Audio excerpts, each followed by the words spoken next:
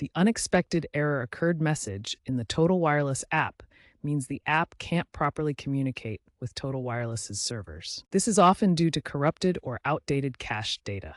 The fastest fixes are to clear the app cache and ensure the app is updated. Clear the app cache by going to your device settings, apps, Total Wireless, storage, clear cache. Next, go to the App Store and ensure Total Wireless is updated to the latest version. After doing both, force close the app via device settings and relaunch it. User feedback indicates a 70 to 80% success rate with these steps. If this does not work, you may need to contact customer support directly. The unexpected error in the Total Wireless app occurs because the app relies on APIs to retrieve data from servers. When network issues, server maintenance, or authentication problems interrupt this connection, the error message appears.